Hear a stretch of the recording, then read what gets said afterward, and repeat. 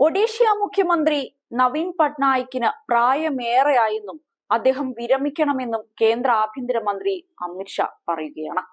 നവീൻ പട്നായിക്കിന് 77 വയസ്സായി എന്നും അദ്ദേഹത്തിന് ആരോഗ്യ പ്രശ്നങ്ങൾ കാരണം ഭരണകാര്യങ്ങളിൽ ശ്രദ്ധിക്കാനാകുന്നില്ല എന്നും അമിത്ഷാ പറയുന്നുണ്ട്. അതിന്റെ ഫലമായി 1.5 ലക്ഷം സർക്കാർ ഒഴിവുകൾ നികത്തുന്നില്ല എന്നാണ് അദ്ദേഹം ചൂണ്ടിക്കാട്ടിയത്.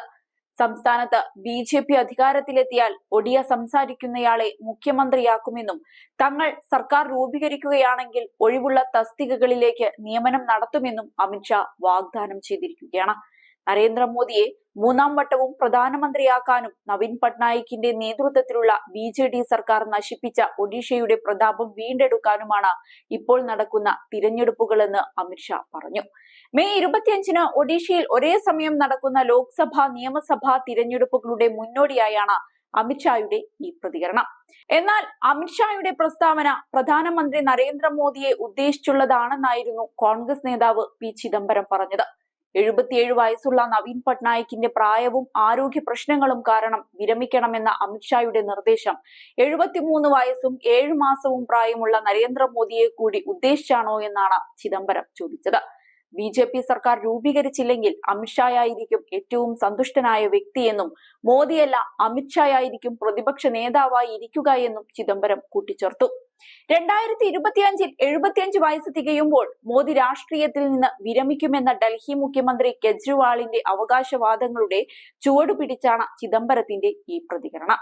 തന്റെ പിൻഗാമിയായി അമിത്ഷായ്ക്ക് വേണ്ടിയാണ് മോദി വോട്ട് തേടുന്നതെന്നും അരവിന്ദ് കെജ്രിവാൾ പറഞ്ഞിരുന്നു. എന്നാൽ പ്രതിപക്ഷ നേതാക്കളുടെ ആരോപണങ്ങൾ തള്ളിക്കളഞ്ഞ മോദി അങ്ങനെയൊരു ക്രമീകരണം നടത്തിയിട്ടില്ലെന്ന് ഉറപ്പിച്ചു പറഞ്ഞു. എനിക്ക് സ്വന്തമായി ഒരു അനന്തരാവകാശിയില്ല, നിങ്ങളാണ് എന്റെ അനന്തരാവകാശം എന്നായിരുന്നു ചൊവ്വാഴ്ച ബീഹാറിലെ മഹാരാജ്ഗഞ്ചിൽ നടത്തിയ പ്രസംഗത്തിൽ മോദി പറഞ്ഞത്. അമിത്ഷായും ഈ അവകാശവാദങ്ങൾ തള്ളിക്കളഞ്ഞിരുന്നു. BJPയുടെ ഭരണഘടനയിൽ 75 വയസ്സായാൽ വിരമിക്കണമെന്ന നിബന്ധനയില്ലെന്നും മോദി 3ാം വർഷവും അധികാര കാലയളവ് പൂർത്തിയാക്കുമെന്നുമായിരുന്നു അമിത്ഷാ പറഞ്ഞത്. അതേസമയം ഷാ വലിയ ആത്മവിശ്വാസത്തിലാണ്. വിജയിക്കുമെന്ന വൻ പ്രതീക്ഷയിലാണ് നേതാവ്. ലോക്സഭയിൽ ഭൂരിപക്ഷം ലഭിച്ചില്ലെങ്കിൽ എന്തായിരിക്കും പ്ലാൻ B എന്നുവരെ നേതാവ് പറയുന്നുണ്ട്. BJPക്ക് ഭൂരിപക്ഷം കിട്ടാതിരിക്കുന്ന സാഹചര്യം ഉണ്ടാകില്ലെന്നാണ് അമിത്ഷായുടെ വാദം. അതുകൊണ്ട് പ്ലാൻ Bയുടെ ആവശ്യമുണ്ടാകില്ലെന്നും അദ്ദേഹം എടുത്തു പറയുന്നുണ്ട്. 272 സീറ്റിൽ താഴെ BJP നേടാൻ യാതൊരു സാധ്യതയുമില്ല. ഉറപ്പായും ഭൂരിപക്ഷം നേടും. അത്തരം സാധ്യതകൾ ഒന്നും തന്നെയില്ല. കാരണം സർക്കാരിന്റെ പദ്ധതിയുടെ ഗുണഭോക്താക്കളായ 60 കോടി വരുന്ന വലിയൊരു സൈന്യം പ്രധാനമന്ത്രി നരേന്ദ്രമോദിക്കൊപ്പമുണ്ട്. അവർക്ക് പ്രായമോ ജാതിയോ ഒന്നും തന്നെയില്ല.